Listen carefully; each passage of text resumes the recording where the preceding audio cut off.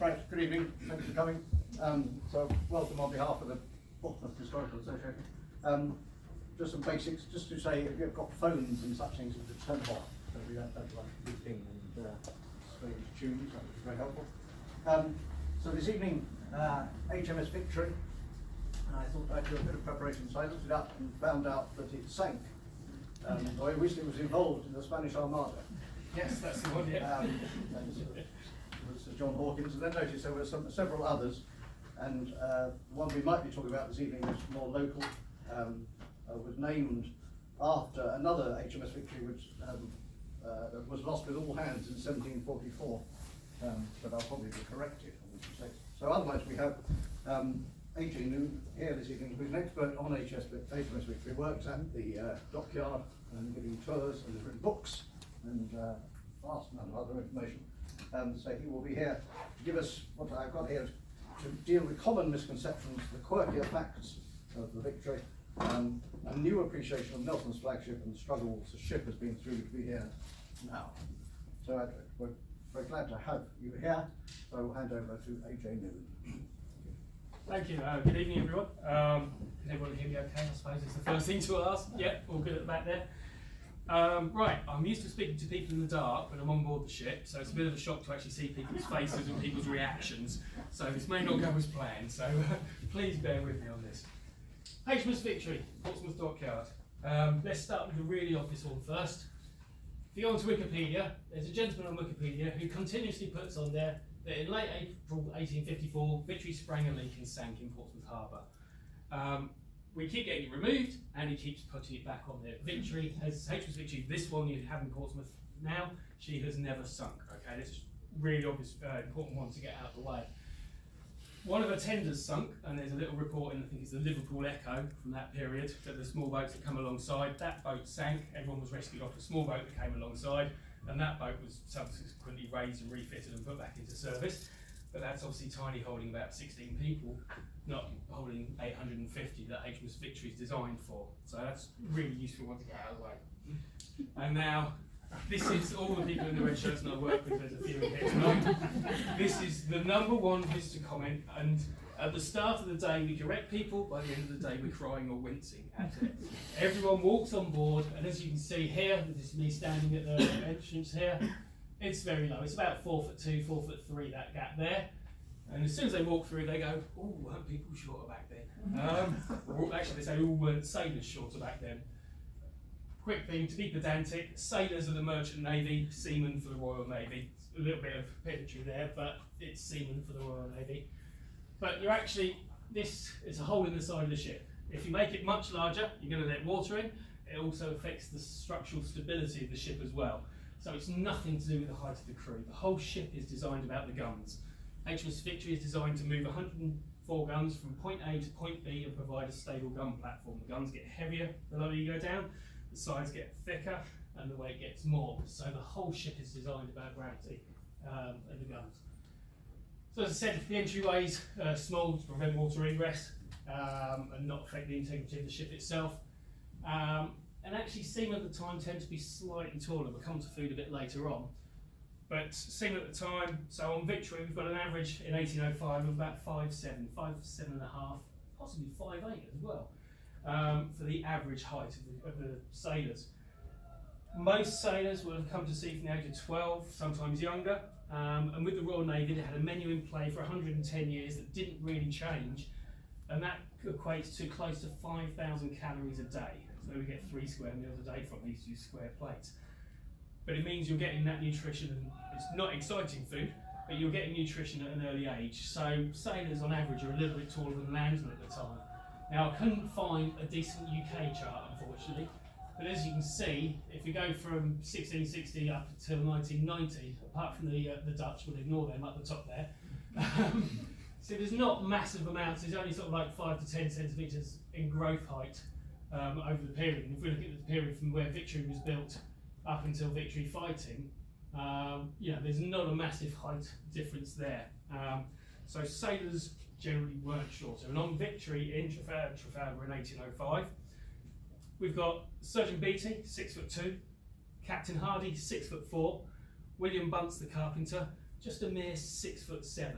So obviously I'm what, 5'10" on a good day, 5'10 and a half maybe.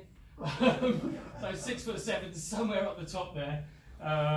So he was on board 2.5, 3 years at a time, most of the crew. So bad backs and hernias are a very common health problem.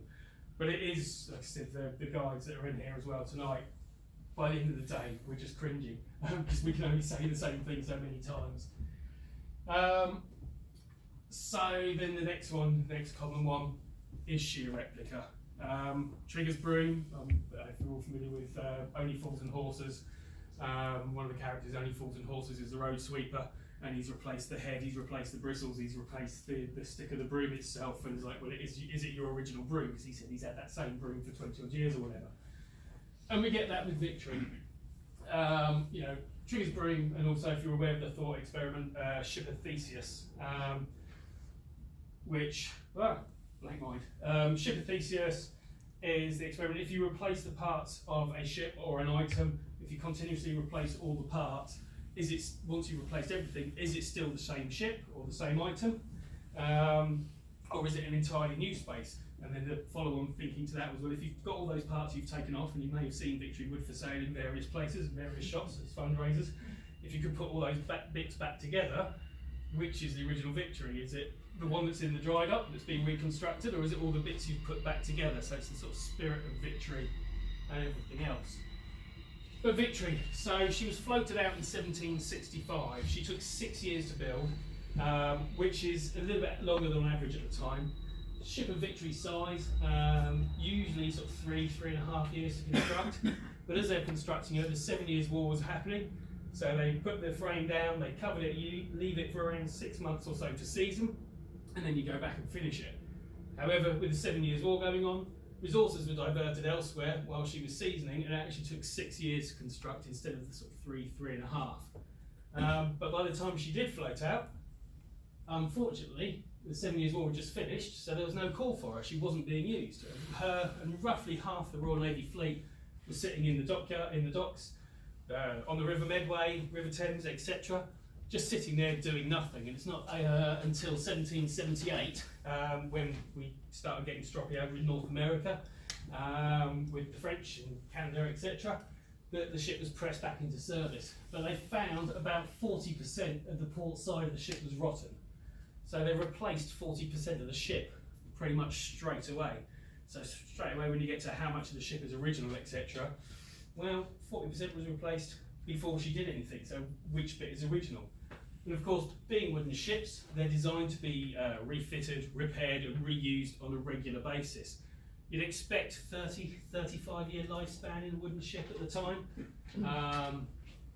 And again, you come in for a refit, refits can last anything from 6 months up to a couple of years, as we'll see a bit later on. She also had several other refits in 1801 to 1803. So 1799, a ship called HMS Impregnable was coming back to Portsmouth after convoy duty from Lisbon. The ship's master decided to outrun a storm. And unfortunately he got it completely wrong. They got caught by the storm off the Isle of Wight, and HMS Impregnable was dragged about 2 miles across the shoals off the Isle of Wight, ripped the bottom of the ship out.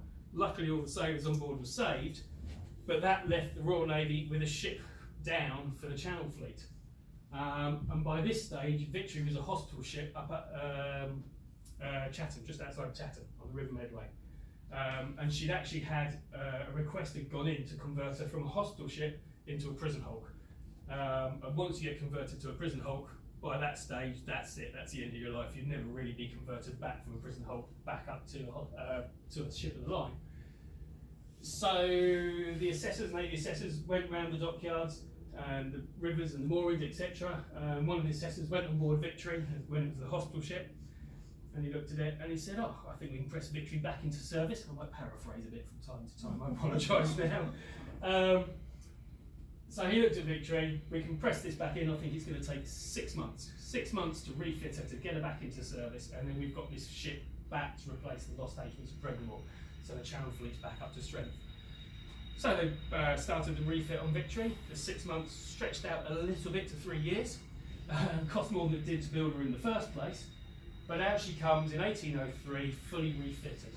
And they made several changes on her. The main mast itself, they moved back a couple of inches to improve the centre of gravity in the sailing, no small feat. The main mast, from the waterline to the top of the main mast, is actually 205 feet high, so fairly substantial. And also, unfortunately, as you can see here on one of the earlier pictures of Victory, she's actually got open balconies, 2 open balconies at the top for the captains and the admiral's quarters, as you can see there. They're expensive, they're incredibly ornate, so expensive to maintain as well. Not brilliant for watertightness, and also not structurally sound as a solid stern as well. So as part of that refit, they took off the lovely ornate galleries, and we've still got this nice with the gingerbreads on the side here, but they filled the galleries in completely, just in that 1801 to 1803 refit. So again, you have that question of originality. You know, this is original to that refit and to her serving at Trafalgar, but it's not original from how she looked when she first floated out. The figurehead was replaced as well in this 1801 to 1803 refit. She had an incredibly ornate figurehead. I'll come back to that in a sec. And that was replaced with a much simpler one. And we reckon about 3% of Victory now is original to first floating out. So fully loaded displacement's about 3,500 tonnes, 5,500 to 6,000 trees, mainly oak, were used to build her. So 3% of that is still a fairly substantial amount. And we reckon the last figure I was given, and with so much of the ship opened up at the moment, I'm expecting that to come down slightly. The last figure I've been given was 22% of the ship, of the structural ship, is Trafalgar or older. So you still have substantial parts of wood and timbers on the ship that were present at Trafalgar. General rule of thumb though, the lower you go inside the ship, the older she is. And you'll see that as you do the ship, you'll see the timbers change and the timbers age. The most obvious one is the keel strip. So the keel strip, this is actually elm, runs, apart from World War II bomb damage here, it runs all the way along still, scarfed together sections of elm, and also you can just make out, you see all the little holes in there, yeah? If you actually look closely, you can see they actually come along in lines, and these are actually the remnants of where the copper plates that were added to her in 1780, so they're not just random holes of woodworm, they actually do form specific patterns which show you how the copper plates, and we've still got copper plates here attached, so there are some of the original plates still on board. Not all of them have been turned into souvenirs yet. But as you can see, oldest parts of the ship that are most visible is on the keel there. So I mentioned about the figurehead. If I go too fast, please tell me to slow down, if I'm, or whatever. The figureheads, this is the original figurehead I was talking about, I mentioned. We've got George III there at the top, we've got figures for Britannia and Victory and Peace and Fame on there as well. And in that 1801 to 1803 refit, we had the new figurehead here fitted, far simpler, and again with like the stern galleries, by having something so incredibly ornate, every time it gets broken, it costs a fortune to fix it. So it was replaced with the simpler version with the motto for the Order of the Garter coming around the outside of the top there. And we've got the 2 cherubs, the seraphim and the cherubim on there as well. This one, people may know the story of this one, might make a few people cry. It was found to be rotten. So, and it was in risk of falling off, damaging both what was left and the ship itself. And at the time they thought it's actually relatively recent. So they took a chainsaw and they cut it off because it was just the quickest way of getting off sailing structural of the ship itself and stuff as well. One good thing that came out of COVID, luckily it wasn't thrown away or trashed or anything like that. It was stuck in storage. And during COVID, someone was looking for a project to do, which means they didn't have to involve themselves with any other people, keeping distancing, etc. So they started doing some analysis on the paint and the construction of it, and they actually put the date back to 1815 for the figurehead. So luckily it hadn't been thrown away. It was in pretty poor state. It's actually been put back on display in the Victory Gallery now, so you can see it with the slices cut through it as well. So luckily it wasn't thrown away, but it was in a very bad state, so it was an important thing to actually remove that, both for the ship and for parts of the public, because the last thing you want is is a seraphim or a cherubim falling on your head as you go past. That would cost more than it does to repair the ship, the claim for that. So, restoration. Have you all seen pictures of Victory recently with the big scaffolding over her? So HMS Hot Dog, somebody unkindly called her because you've got the bow and the stern sticking out of the structure.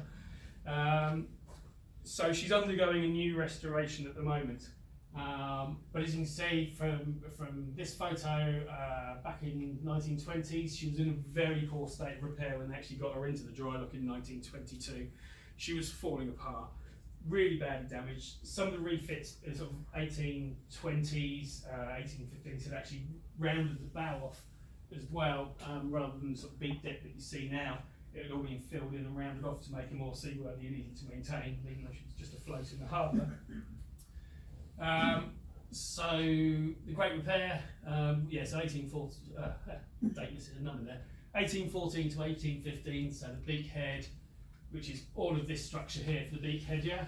All of this was actually just filled in and rounded off, and if you look at any of the old black and white photos of Victory afloat in Portsmouth Harbour, you'll see all that area filled in.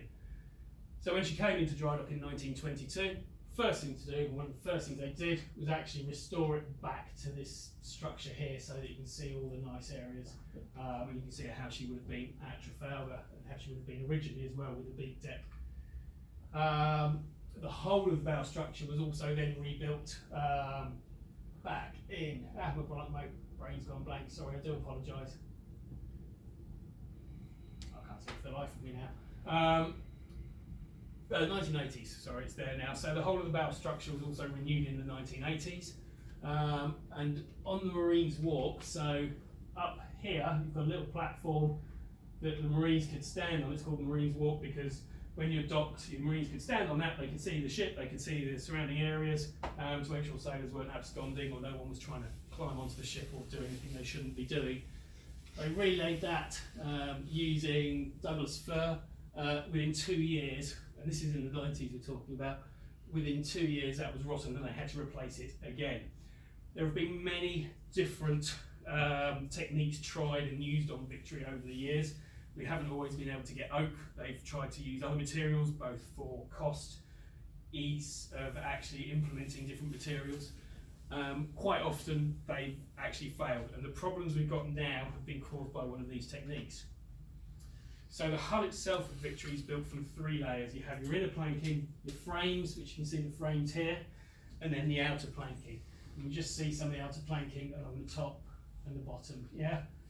So at the lowest point, these outer planks should have been 11 inches thick, and the whole outer planking of Victory, all the way around the ship, was replaced 1950s, 60s, 70s and 80s onwards.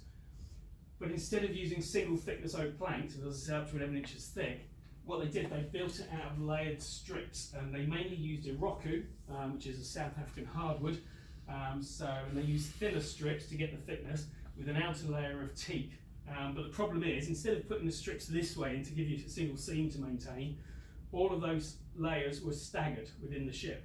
So on that outer platform, outer layer, once water got in, it's run through all these seams and it's rotted that layer from the outside. So although you look at the Victory from the outside to where the frame is, obviously you can't normally see that, you've got an outer layer of teak that is in good condition, and especially on the starboard side, all these layers of Iroko had actually rotted away, and in some areas they're scooping it out by hand. It was an absolutely appalling condition. And that's also damaged some of the frames. So you can see some frame damage here, for example. So Victory is now covered in a tent that goes pretty much from the forecastle to the poop deck. We're drying the ship out. It's going to take about 4 years, we think, to do midships. That's the current estimate. So we're scooping all the dirt out. We've got to dry it, and we're air drying it. If you force dry it, it's going to cause a different set of problems. The oak will, or the frames will split, the existing wood will split the neat that's there. And once it's a bit drier, the damaged frames will be cut out, just the damaged sections, and they'll scarf in repairs for just the damaged sections. So we'll preserve as much of the older material as possible.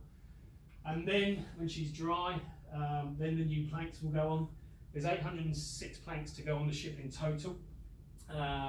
The largest planks, as I said, 11 inches thick, and they come in around 3/4 of a tonne for one plank. So So in the scaffolding system, there's 2 giant cranes being built in capable of handling a ton each.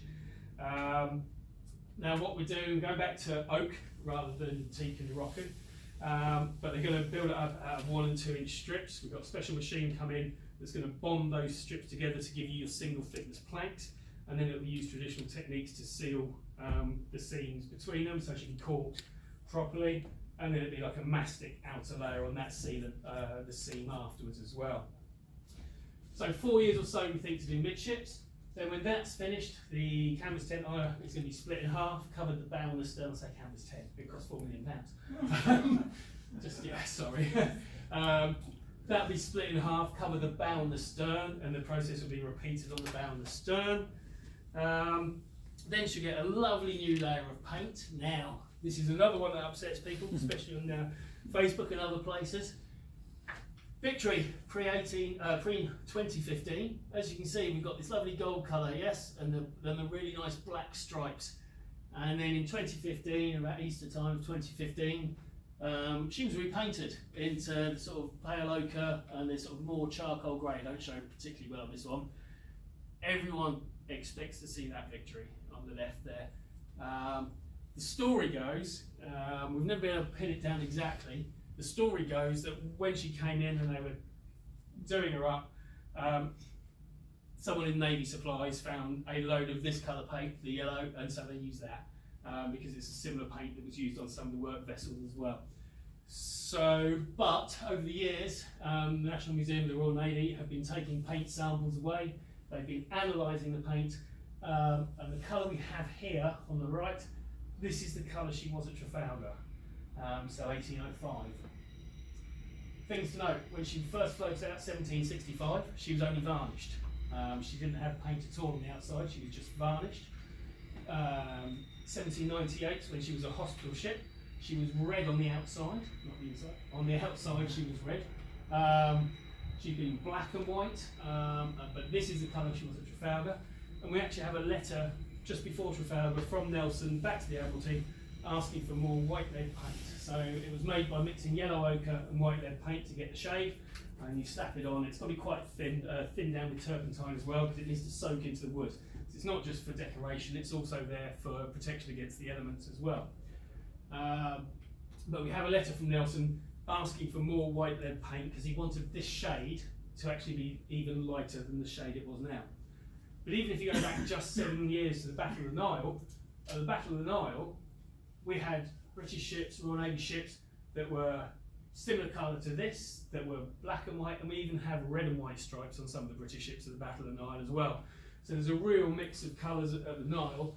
By Trafalgar, they sort of started to standardise it, and you obviously have the Nelson checker, which is where the gun ports are painted black, so that when all the gun ports are closed. And it makes it really easy to identify your own ships in battle. Having the standardised paint scheme and also having the Nelson checker on board as well. But this is the colour she will remain. Obviously we can't use white lead paint anymore, apparently it's banned. So, so this is what we're using now, modern mixtures of this. I think 1 million model makers across the world have thrown their hands up in despair that they've spent 7 years building this, and then they go online or they come to visit it. It's not quite what I expected. But, so she will stay this colour for the rest of her life, which will be forever, of course, because she will survive forever. Masts. So, obviously we have 3 masts on HMS Victory. And the masts that are on her now, if you've ever been up close and personal with them, you've probably noticed they're actually metal. They're iron masts. And the masts that are on her actually came from another ship called HMS Shah. In 1893-94, HMS Shah was being taken out to be scrapped.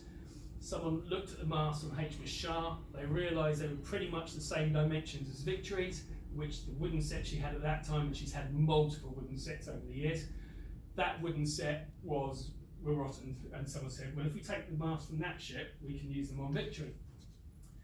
So each of these that are in Victory now, put in 1894 from HMS Shah. They're originally constructed in 1870s, early 1870s.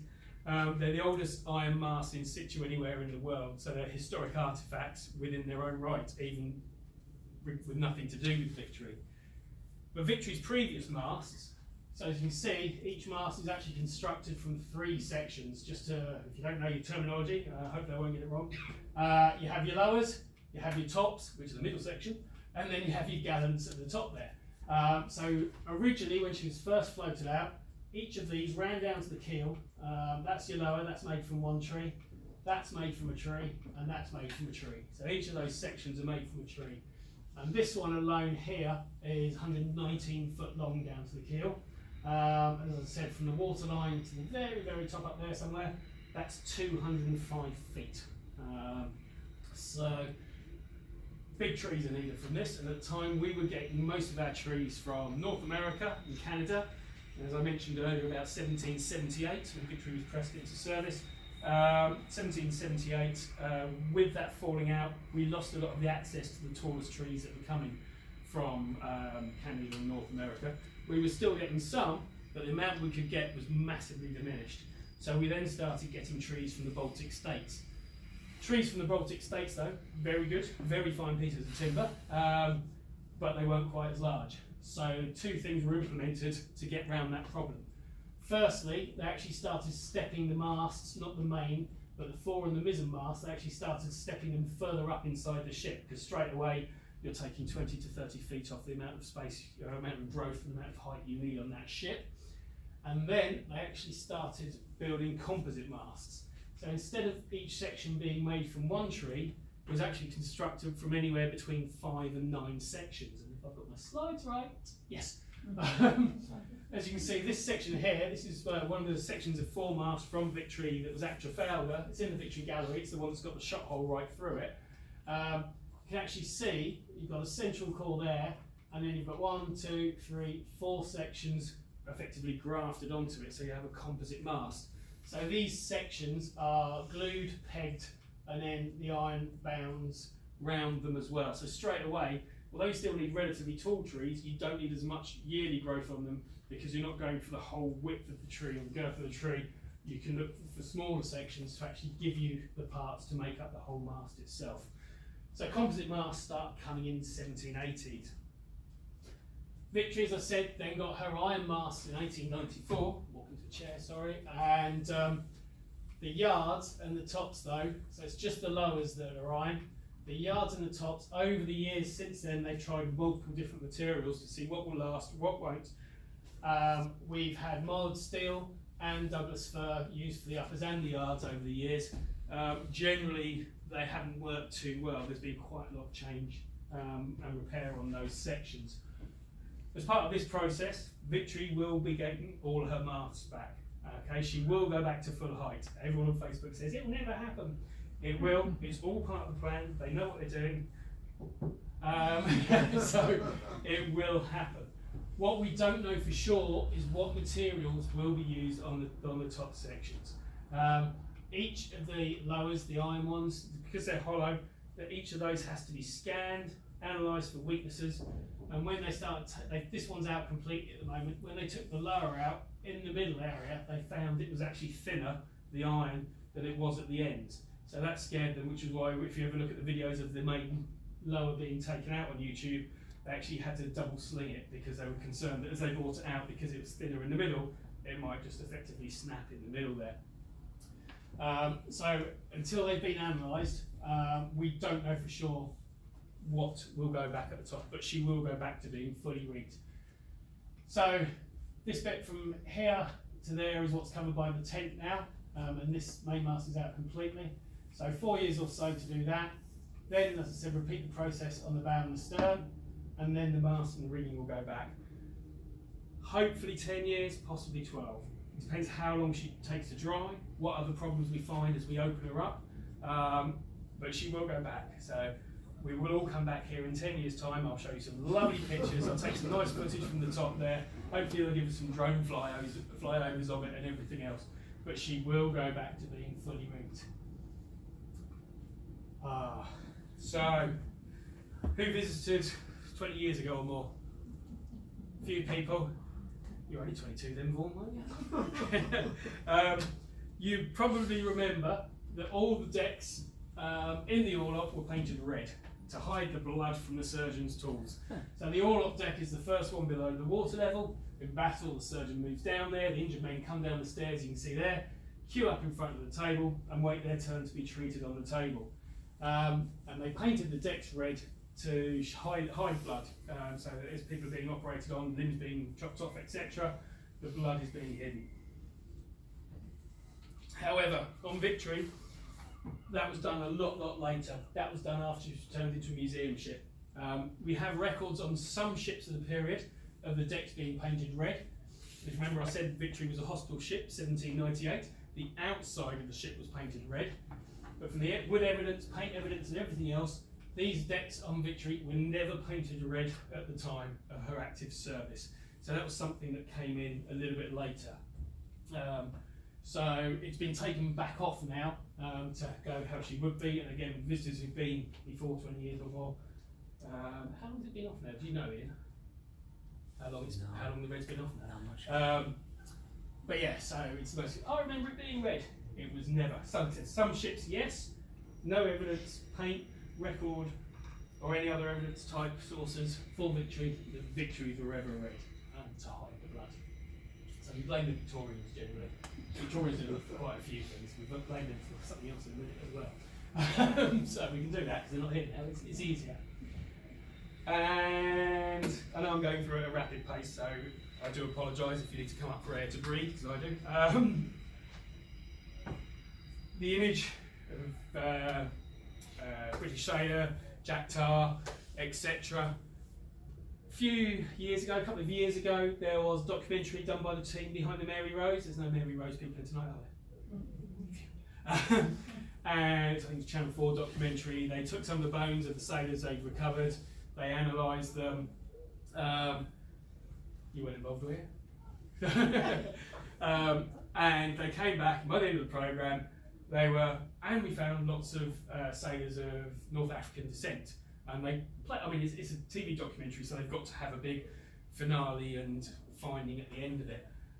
That's no massive surprise. I mean, Victory in 1805, only 62% of the crew on board Victory at Trafalgar were English.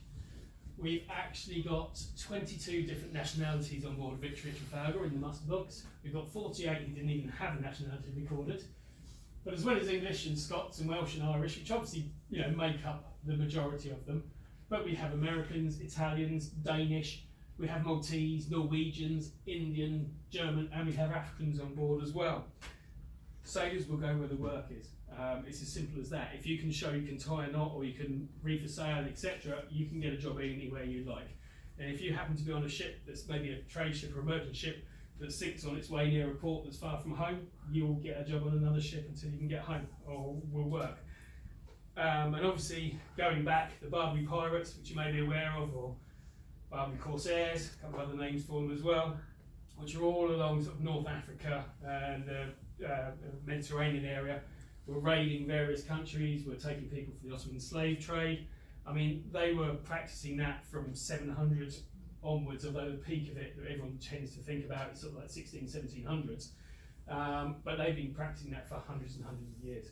They've got very good skilled sailors. So it's not a massive surprise that people on ships are from all sorts of different nationalities. You're guaranteed 3 meals a day. You get 8 pints of beer a day to drink. Sorry, plot spoiler. I might come on to that in a minute. 8 pints of beer a day to drink. If you survive, you get paid at the end of it. And with Victory, in 47 years of service, Victory was only in 5 battles. You could do 4, 5, 6 years at sea on a larger ship and never even fight. So as long as you don't catch the disease, which kill more people than anything else, as long as you don't catch disease, actually it can be quite a good lifestyle.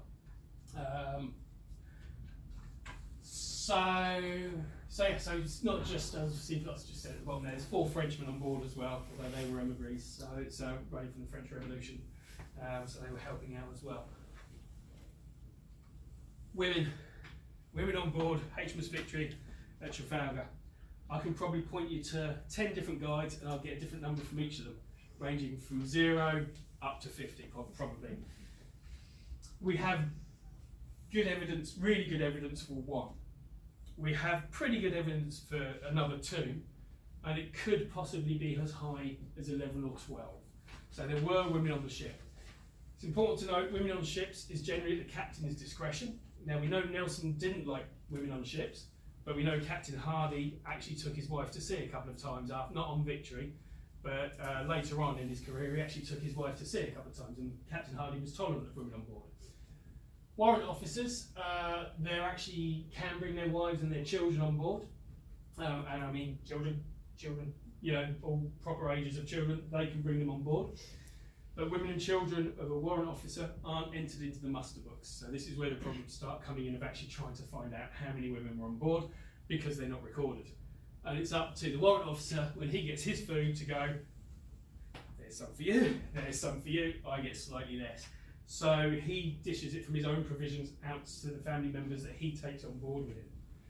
And we know that some of the seamen would take their wives on board as well, but again, that's really at the captain's discretion. So most ships would generally clear the women out when they're leaving port, so the sailors' wives that we all know so much about, hopefully, in the area from Spice Island and Portsmouth Point, they would generally be cleared out before the ship set sail.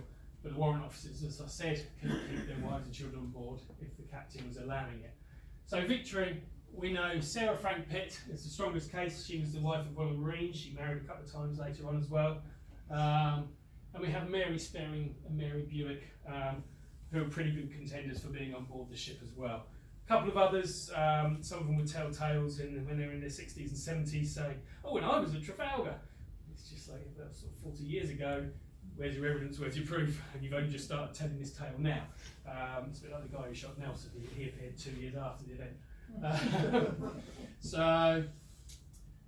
But we also have records of other women from other events and other battles who applied for the Naval General Service Medal. So the Naval General Service Medal was released in 1847, and you could retrospectively, apply for the medal. So if you had served in the Royal Navy between 1793 to 1840, and you could prove it with the muster books or other strong corroborating evidence from an officer, you could apply for the General Service Medal. And we know 3 women who applied for the General Service Medal. We have Jane Townsend, who was on HMS Defiance at Trafalgar, and we have Mary Hopping and Mary Ann Riley, who were at the Battle of the Nile. They all applied for the General Service Medal. And of course the Navy said, well, it's open to everyone, but you're women, so we're not going to give you the medal. So gentlemen who applied for it got it, women who applied for it didn't. But of course, as we've said, with the wives and the children on board, the youngest we know on Victory was 12 years old. The youngest we know of in the British fleet at Trafalgar was aged 8 on board HMS Defiance. It's not an uncommon thing, young kids, and obviously people tend to be horrified now. Excuse me, sorry. But 1790s, start the 1800s, you're at a real state of social change. Prior to that, children are treated as small adults. You have as many children as you can, because most of them, or a good proportion of them, wouldn't survive. And then as soon as they can stand and do anything useful, you will send them out to try and bring or add anything to the household. Most people are renting rooms or renting beds in a room. You could have 14, 16 people of the family unit in one room, for example, at the time. So they're treated as small adults. The 1790s, 1800s, that's when the thought of actually we should be treating them as children, they should be getting an education. It's all right if you've got money, you can get kids educated. But if you don't, you're sending them out to work. So actually send them off to sea, 2, 3, 4 years away at sea, learning a trade. You don't have to feed them, you don't have to pay any rent or any bed space for them. Hopefully they'll come back with a bit of money in their pocket, they'll have learned a trade, and they're a useful member of society. Yeah, harsh, sorry. But yeah, so you really are right on the cusp of change at this point. But it's no big thing for kids to be at sea at that time, for the way society regarded it, the way we would now, and are horrified by it, or some are. Some think it's a good idea to bring back service. A couple of little ones. Daniel Mackenzie, as I said about the Naval Service Medal, Daniel Mackenzie was born on HMS Tremendous during the glorious 1st of June in 1794. He medal for being born on board the ship during the battle. So that's not bad going. He proved his service there. And we have Tommy Phelan, who was on board HMS Swallow in 1812. and we know both his parents were on board. So he was born on board the ship. A few weeks after being born, his father was killed in the action, and his mum went up to see what had happened to his father. She'd been down helping out in the surgeon's cockpit, which was a common thing for them to do, or they've moved gunpowder around, but she was helping the surgeon. She went up onto the deck to see what had happened, and she got hit by a shot and was killed as well. So Tommy Phelan was now an orphan on board HMS Swallow. Obviously there was issues with milk and everything else. Luckily the captain had a goat, and the captain gave his goat to the crew to be milked for them to keep Tommy alive. We've got a record about 3-4 weeks after the battle where Tommy is still alive. Unfortunately, we've never been able to find out what happened to him after that. But so it's not, son of a gun expression. You may have heard of as well. It's, children, babies, they do happen, but it's the important thing is the captain's discretion. Food, do we want to talk about food? So, as we mentioned about the goat, for example, just now, feeding Tommy Phelan. So, live animals are taken on board when the ship first sets sail, or when you send the ship back to resupply. So, we know in 1804, the Mediterranean fleet, we've got 3 main fleets in the Royal Navy at that point, Mediterranean, North Atlantic and Channel. We know the Mediterranean fleet used over 3,500 goats in 1804 alone. So, you will take on as much supplies as you can. And the Royal Navy's mastered replenishment at sea by this stage. So one ship will overload, they will take on extra of everything. When they rejoin the main fleet, they will share that back out among the fleet. And if a ship's going back to resupply, they will offload as much as possible that they think they won't need to get back to port. So again, you've got this constant supply. So the Royal Navy is very well supplied at sea during Napoleonic and the French Revolutionary Wars. Scurvy, one of the most common diseases. By 1780, the Royal Navy had worked out what they could do to prevent scurvy, which was fresh fruit and veg for your vitamin C. It took another 20 years before lemon juice or lime juice was added to the rum ration. So prior to that, it was still sort of captain's choice and on that ad hoc basis. Interesting to note, we have records from the 15th century of Portuguese sailors, when they were establishing trading posts, they would go and plant citrus groves because it would keep their sailors healthy. So this knowledge has been found, lost multiple times by multiple nations over the years. Took the Royal Navy until 1780. James Lind, for example, was instrumental behind that. And we've got a record from Nelson. Nelson ordered his captains to get as many onions as possible when he was in port, not only to prevent scurvy, because it also sweetened the breath. So I'm not sure whether the myth of the French sort of like onions and everything else, but it was the Royal Navy that was taking all the onions to eat for the sailors. Obviously carrying large amounts of lemons and limes around takes up a large amount of space in the ship, so once they were happy with using lemons and limes, the Royal Navy implemented a few measures to actually reduce the amount of space and to make the supplies last longer. So they started taking giant copper pots and boiling the lemons and limes down into a syrup. If you know your vitamin C, copper destroys vitamin C, heat destroys vitamin C. So unfortunately, although they were trying to help the sailors, there was still some level of vitamin C in there, but obviously it's drastically reduced by this process of trying to condense it into this syrup. But that's why Americans call us limeys, if you don't know, because of the lime juice we added to the rum. I'm sure you all know that anyway. And scurvy has got multiple symptoms. This is from 1841, so although like I said 1718 and 1800 for the rum, we're still recording scurvy in 1841, for example. So yeah, it's just horrible. It's just horrible. Things drop off, fall off, blood clots, go black, and you die. So just not nice. So if there's any kids watching today, make sure you eat fresh fruit and veg. I'll stick with the rum. No.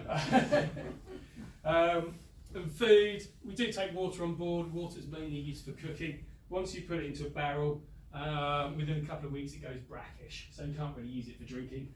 Sailors would use canvas to try and catch fresh water, but it's the beer that you get. You get 8 pints of beer as part of your daily ration. It's quite a weak beer, less than 2% strong, but 8 pints of beer a day. If you're on warm climate duties, that beer does go off quickly, so if you could get supplies, you could replace it for a lesser amount of more rum or a lesser amount of wine as well. So if you're on Mediterranean duty, for example, the beer would go off and they would try and resupply with wine. Once steamships start coming along though, steamships obviously large steam engines, they can actually condense their own fresh water. So all of a sudden you might have spent 20 years on board Royal Navy ships getting your 8 pints of beer a day.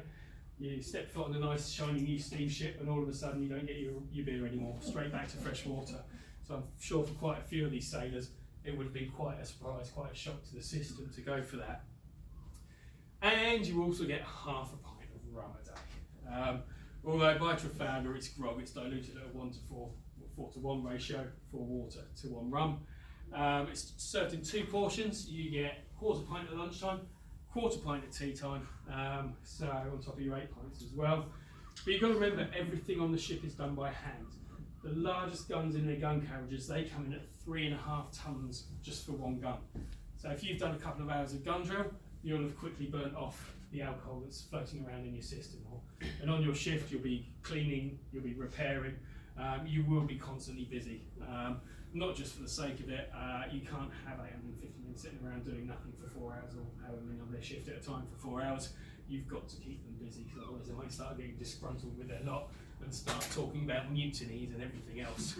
At one point in the 1660s, the Royal Navy ration of rum went up to a pint of undiluted rum. So it starts coming in the 1650s, 1660s for the rum ration. It was half a pint undiluted first, went up to a pint because one of the admirals, and his name escapes me, sorry, bought himself a plantation in the West Indies and was making large amounts of rum, and he took the Navy into increasing the rum ration. Oh, I know someone who can supply you all this rum that you need as well. That didn't last very long, luckily. Admiral Grogan came along, and in 1740, that was when the dilution starts of adding water and spices to the rum as well. Royal Navy was actually phased out on the 31st of July 1970. That's when the last rum ration was given. By then it was just a little bit less than a double of what we know as a double measure now. Interestingly enough, the US Navy went dry in 1914. And there's a great little tale from the Second World War that's completely irrelevant, but I'll very quickly mention it. During the Second World War, we were buying escort carriers, baby flat tops they were called, from the US Navy for the convoy duties. Because the US Navy had phased out their rum ration, all of their larger ships had ice cream makers installed on them. However, when the Navy got the flat tops from the US, they ordered all of the ice cream makers to be removed because we were still wet at that point, whereas the American ships were dry. So the first thing that arrived were these lovely shiny aircraft carriers, and they've taken out all the ice cream makers. Sorry, completely random one there. I will do probably one more, I think, because I could do this for hours and you can't. So, Nelson's blood. Oh, we might take a show of hands on this one afterwards. You may have heard of Nelson's blood. So Nelson was obviously on Victory at the Battle of Trafalgar when he was shot, when he was died. As he was dying, he said, "Not over the side, Hardy, not over the side." He specifically wanted to be remembered. He didn't want to be buried at sea. He wanted his body to be brought back to England so there could be a nice fancy tomb and everyone could remember how good he was. Nelson was loved by his men. He was loved by the British public. He's got a very big vein streak running all the way through him. He does have faults, don't get me wrong. He was loved by the men because he always led from the front though. He'd been in over 100 actions by Trafalgar, not just Cape St Vincent, the Nile, Copenhagen and Trafalgar. He's been in over 100 actions and he leads from the front. Obviously by this stage he's lost his right arm, he's lost the sight in his right eye, he's had a bad head wound, bad stomach wound, bad hernia, and he's still got seasick despite first going to sea at the age of 12. But he didn't stop him, he always led from the front. But as I said, he wanted to be remembered. So after Trafalgar, which is sort of halfway, if you don't know where Trafalgar is, it's halfway between Cadiz and Gibraltar. Hopefully you know where those are. Took 6 days to do the 35 miles back to Gibraltar. It's 6 weeks in total before Nelson's body gets back to England. On the 6 days to Gibraltar, so they had to work out how to preserve Nelson's body. And on a previous ship of Nelson's, the Foudroyant, the previous captain on that had died a couple of years before Nelson took over on that ship. and they'd use a barrel of spirits to preserve the body to get that body back to Plymouth. This is the only other instance we have of this being done recorded so far. Nobody else has found anything else. It's just this one other reference. But obviously Nelson then took over that ship afterwards, so he would have heard of this. So he said to Hardy, not over the side. Surgeon Beattie had to work out a way to preserve the body. So they took a large water barrel, they cut Nelson's hair off because they knew it would rot. That was presented to Emma Hamilton later on. They dressed Nelson in silk long johns, silk shirt, then over double, put him into the barrel, nailed it shut, put a couple of Marine guards on it. During the 6 days journey to Gibraltar, we have a little scribble from one of the Marine guards on there. The lid of the barrel sprung open, and the Marine guard wrote, I was scared half to death, I thought my lord had sprung to life. But when they get to Gibraltar after 6 days, the level of brandy in the barrel has gone down considerably. So some's gone through evaporation, some by the body, absorbed by the body, some absorbed by the barrel. But the legend, the myth goes that the sailors were drinking the brandy. So they were either bribing the Marine guards or distracting the Marine guards. So you get in there, put your glass in, or put a straw through, and taking a sip of the brandy. So, by this stage, the sailors have been at sea for 2.5 years. You've been chasing the French and Spanish fleet for 7 months, nearly 7.5 months. You've just been in one of the largest sea battles going. You've had 57 of your mates killed, 102 injured.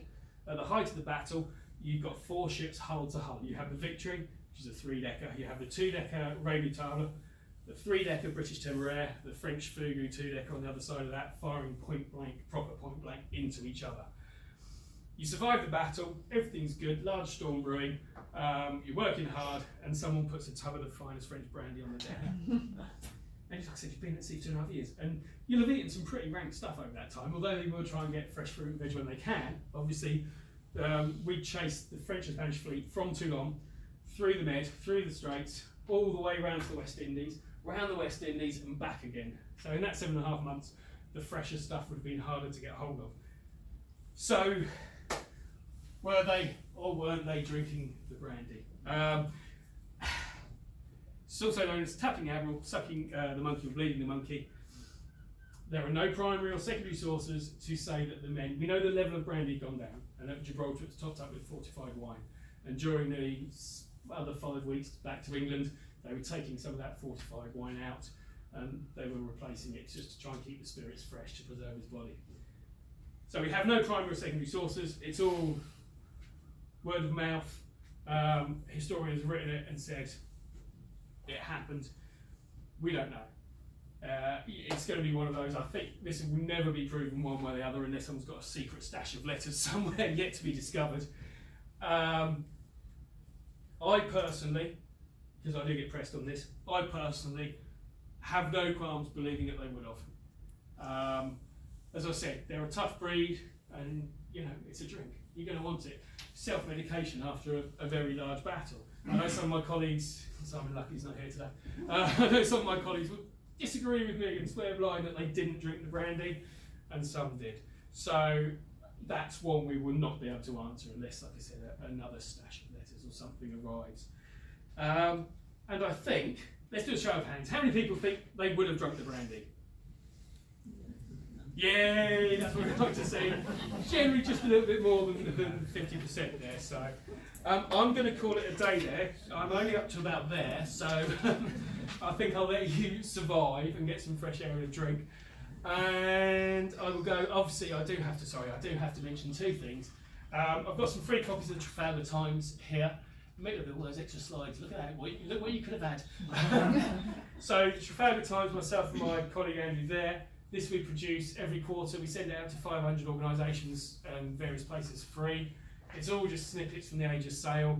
So there's a couple of free copies here as well, and you can get your free Victory in the Snow sticker if you want a free Victory in the Snow sticker. That you can get on Amazon. There's a couple of other options as well, so just have a look for the Trafalgar Times.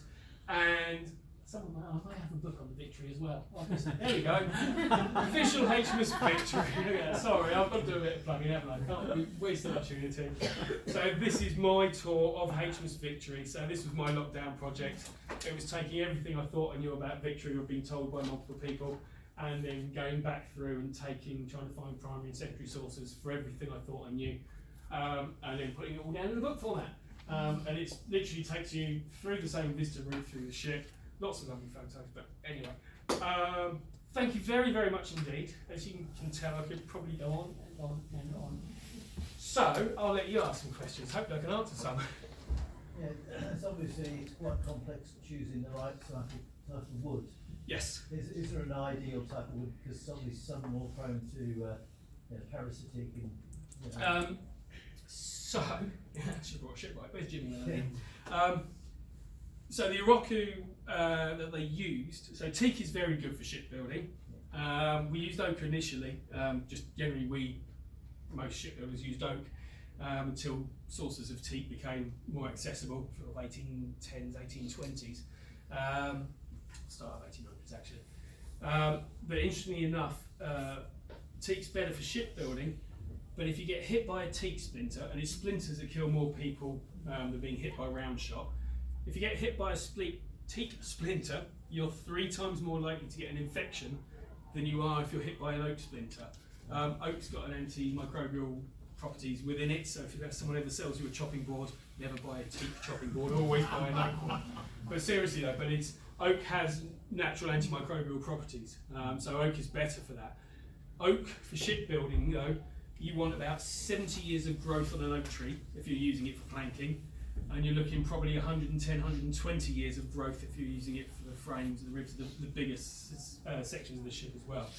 So we do start moving, the Royal Navy started moving towards teak, especially sort of 1820s, and we've still got what was the Foudroy in Portsmouth Harbour that's now back up at Hartlepool and renamed back to her first name, which was the Trincomm Lee, so she's teak, for example. So we've got the Unicorn in Dundee, which is teak, and they're both around. So yeah, so oak, because we have more access to it, and also you have this splintering issue as well. So teak is stronger, and if you go to HMS Warrior, although she's ironclad and iron-hulled, she has 18 inches of teak, and that's not structural, that's extra armour. So we did move to teak. And teak is good for Victory, but we want to go back to oak because that's what she would have been originally. Yeah, it's a follow-on question from that. Hampton Thicket Reservoir, I noticed in the plan application, Natural England made a comment saying that they were pleased to hear that some of the oak from the woodlands there was going to go into HMS Victory. I was just wondering, do you know how much of that oak is and where it's going to be used? I don't, unfortunately. I'll stop recording. I'll cut this bit. I have recorded this, but it's looking at me, so don't worry. I'll cut this bit off and record. They're trying to organise a Victory forest, much like the USS Constitution in the States has. They have a dedicated forest for that. Somewhere in England, they're trying to organise a Victory forest, which will provide sustainable growth for ever and ever. So they'll have a range of oak trees in there and stuff, and they'll put new ones in and put some mature species in and stuff. They're still trying to organise that, so that's not for official release, please.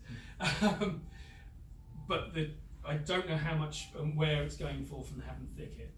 Most of the wood, we've been told, for the oak for Victory is actually coming from France. This time round. We're very lucky to get it actually though, because obviously a lot of the French oak is going to Notre Dame, so we have been very lucky to get the French oak. Oak for shipbuilding, as I said, you need the years of growth on it. For the planks, the largest planks, I said 11 inches thick. To use a single thickness plank, that oak has to be seasoned for 11 years. It's roughly a year per inch to season that oak before you can then start using it. So not only are you paying for the oak, you have to pay for 11 years of storage, which is why the thicker the planks, it gets phenomenally expensive. That's why they're going down, especially it's harder to get that thickness as well, but that's why they're going for these 1 and 2 inch strips in the bonding machine to put them into single planks. So I don't know about Havant Thicket. I will try and find out, and next time. I had this I think there's two types of oak in England. There's a sessile oak and another one begins with a pingicular oak. And middle clearing, it was very straight oak, as straight as a telegraph pole. And I initially thought, oh, maybe some of that's going to be used for the mast. And then I learned that HMS Victory is the metal mast. Yeah. It would have been it's not going to be used for that. Yeah, they used pine and spruce before that. Actually, the best oaks for shipbuilding come from country lanes and exposed places because they get gnarled and warped, and you're looking for the shapes in the trees. So I don't think I've got a picture of a knee on any of those slides. So you've got the decks on the Victory, and they're supported by knees. So going from sort of the deck to the hull, you've got L-shaped brackets coming down. So you're looking for that shape in the tree. So you'd have your trunk coming up and the branch coming out. So the more gnarly the trees are, the more of these complex shapes you've got in the trees. So really tall, straight ones, absolutely brilliant for planking, but for every other part of the ship, they're absolutely no use whatsoever. Yeah. So only for planking, really, if they're dead straight. But country oaks and the gnarled exposed ones, far better for shipbuilding. I'm going to regret asking you one, aren't I? No, you just don't. You answered the first question I was going to ask you was about season and those oak timbers. Yes. And you answered that. Okay. Like 11 years. But Yeah, for a full, yeah. Yeah, for a full, Because- yes, so it's, yeah. Yeah, so it's a season oak, you take a warehouse that's open at both ends, get your planks, put them on supports, next row supports, next row, so air can get through them, and you leave it there for 11 years. So there's nothing else you can do with that space on that oak, so it's an incredible cost for buying oak at that thickness, so that's why they've gone with the thinner. The other thing I was going to ask you was like when you talked about the way they painted the ships. Yep. I mean, was that predominantly was that for decoration? It's as Because much if for they just weather painted protection. black, for example, they would have probably worked. You much need better. to make your ships identifiable, so it does make it. I might ask Andrew if he's got any thoughts on that. What with the colour scheme? So. Yeah, so you want your ships to easily be identifiable because obviously sailing, stormy conditions, fog, haze, etc. If you've just got black ships going around, it's just like I don't know who they are. So you do have these schemes coming in to allow ships to be more identifiable, but they're also status symbols as well. So if we go back to all the gingerbreads and the gold carving and the figureheads and everything else, you sail your ship into a friendly port. You'll invite the local mayor on board, or the local dignitaries, businessmen, and everything else. You'll wine them and dine them. You walk them past the largest guns afloat. Did you want to sign that peace treaty or that trade agreement and everything else? So you do want them to look majestic. It's almost like the uniforms people used to wear in battle. Yeah, aren't they? yeah. Yeah. So, but they are at that paint layer, and like I said, prior to that, it was just varnish. It's as much for it also is important for protecting timbers as well. And like I said, that's why they use turpentine to thin it down, so that it'll actually penetrate those initial bits into the timbers to help give it extra protection. Anybody else? Yes, I'll come to you in a second. You mentioned some stuff being Victorian. Of what sort of? Because I've always had suspicions, but I don't know what's. Yeah. So we know. Oh, sorry about that. It's really jumpy. I do apologise. So on the orlop, for example, too far, didn't I? No, I didn't. Did I? On the orlop. So the stanchions you see around the ship are far more ornate than they would have been. The Victorians we know turned, as in wood turned, them into they've got like fancy bits top and bottom and everything else. So all of the stanchions around Victory can be removed. They give the ship rigidity and support the gun decks and the decks above when she's sailing. When you need space to work, whether it's for fixing sails, moving guns, turning the capstans, whether they're white or black, all of the ones around the ship can actually be removed and then put back in afterwards. So we know that they did a lot of that. I think that's an entirely different talk, and that's where you need Peter Goodwin to come in. Luckily he's not here today for me. If you don't know Peter Goodwin, he's come to some of the talks. He's written how many books on Victory? Yeah, a few, yeah. And he's done a lot on the processes over the years and what's changed and what's not. So yeah, I'm going to pass on that one, sorry, and I'll see you at work at some stage and say, why did you ask me such an awkward question? But hopefully I will have an answer for you in a few weeks. Gentleman there. My question is really about the seaman. Yes. Was there a press gang at the time? And if so, what proportion of the English and the non-English were press gangs or volunteers? I have 4 slides on there on press gangs. So, press gang. The impress service started officially in 1760. Although actually, with press ganging, so it's jumping. So we know that masons, for example, were impressed with the building of Windsor Castle back in 1360, and the carts and teams of oxen and stuff, they were all impressed. So impression's not just navy. Queen Elizabeth set rules originally for 1563 for seamen to be forced to work. Those were changed. In 1740 it was changed so that only those between the ages of 18 and 55 could be impressed. And it was also added that no foreigners could be impressed unless they'd already served 2 years in the Navy. Well, and volunteers obviously as well. In 1812 you've got over 140,000 men at sea. And really, although it was still in the books till the late 1890s, the last impressment was really done in 1815 at the end of the Napoleonic Wars. Some trades are exempt, especially at times where in times of war you only use the press, but farmers and outbound merchant ships were exempt as well. And in desperate times with a hot press, at the really peak times of war, anyone could be pressed. But, I say anyone, you're only trying to take on skilled sailors. So there's this horrific reputation of impressment that everyone was pressed into service on board the ships. They were treated horrendously and everything else. But actually, the best book you can get on this is The Myth of Press Gang by Ross Dancy. He's taken figures from a large period of time. He's done different sizes of ships, gone through all the muster logs and the muster books and everything else. He's put a lot of effort into it because obviously you have to go through all the muster logs to do it. So if you look at the average breakdown of the ratings, that's everyone below decks, so not including senior officers, etc., lieutenants, you're looking 12% roughly on a ship is about roughly 12% of petty officers. You've got roughly 38% are able seamen, those are your most skilled people. 25% for ordinary seamen, so they've got 2-3 years at sea, and then 25% are landsmen. So landsmen are your unskilled guys. They're the ones who are your muscle. They're the ones who can hold a rope and tie a rope or move a gun, load a gun, etc. They feed the livestock and that sort of stuff. In Dancy's study on men pressed during the French Revolutionary Wars, you can actually see that it's only 16% of those impressed were used as landsmen. 35% were ordinary seamen and 42% were able seamen. The whole point of the press is trying to get people who are skilled sailors. That is where the Navy has a shortage. You have the volunteer system at the same time as well. You also have the quota acts as well. So quota acts, all the counties in England and Wales and Scotland and Ireland and port towns had to provide a certain number of men to the Royal Navy every year. So you have those coming from the quota acts. You also have the volunteers, so people would pay a signing on bonus up front if they volunteered to serve for the Royal Navy for the duration of the war, etc. And then you have to make up the shortfall. But for the problem the Navy had for the volunteers, this is from Dancy's study, 60% of the volunteers were landsmen.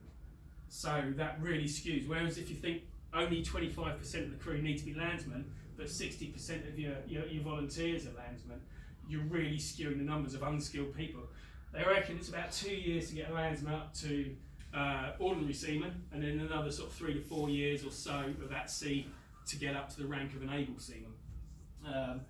So the press is looking for sailors. It's looking for people who've got the walk of a sailor.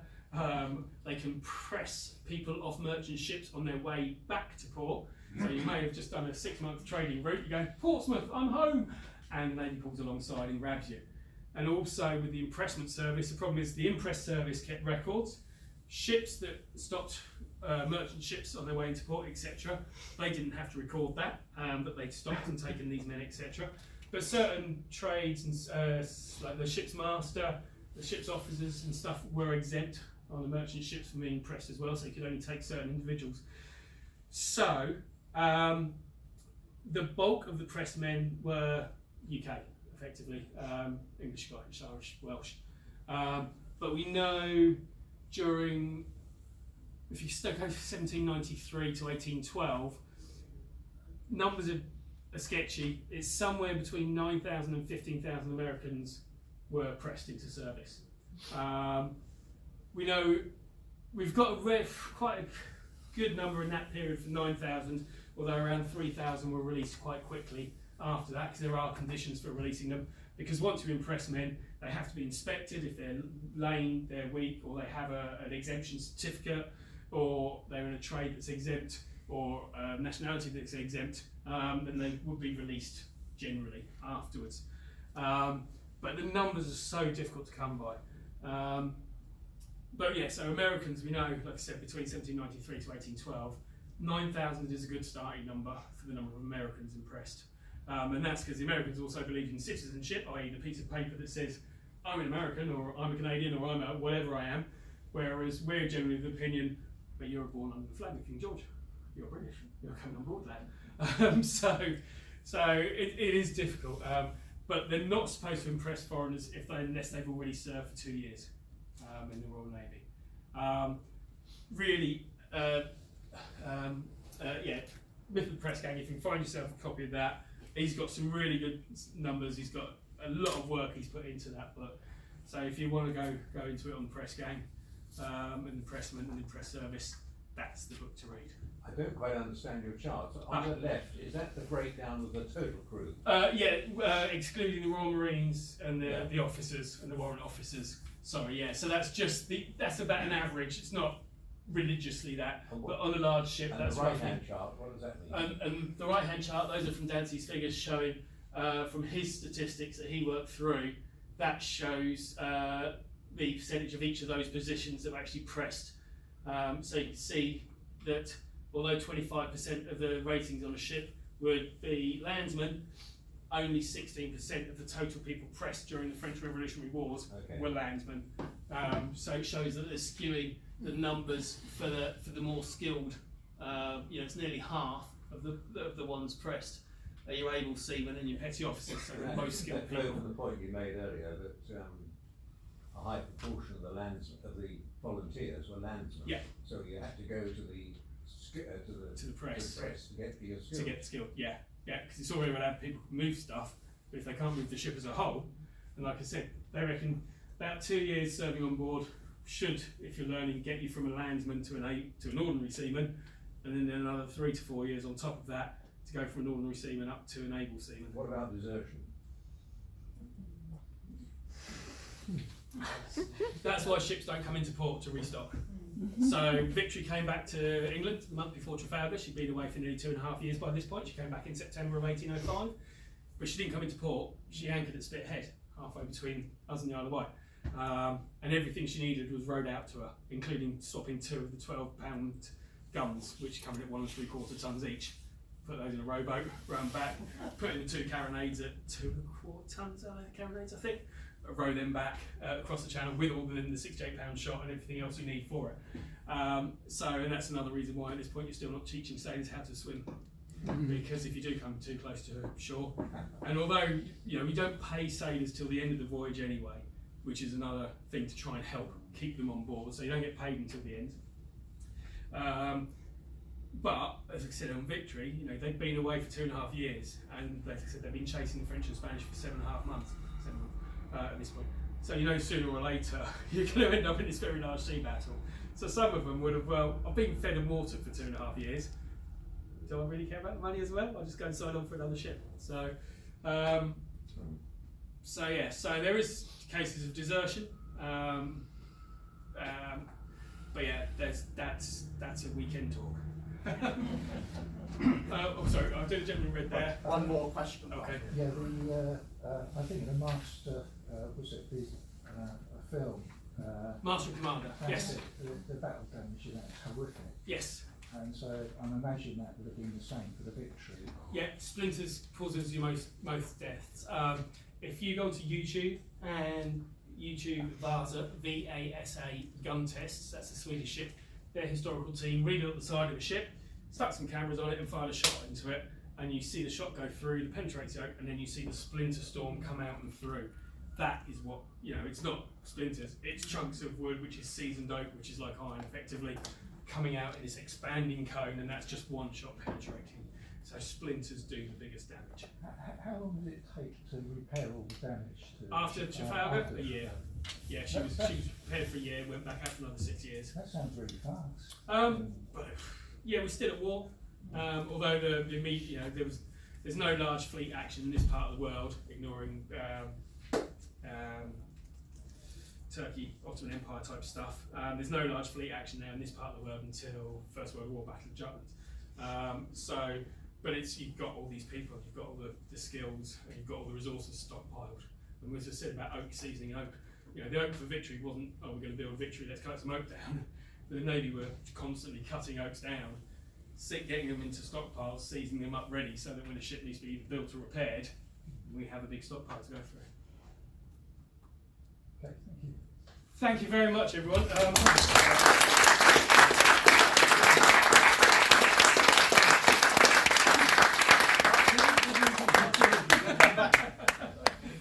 Yeah, thank you. So there's some freebies up the front here if you want. The free Traf Times, a couple of issues, and there's some free Victory in the Snow stickers. So feel free to just grab those.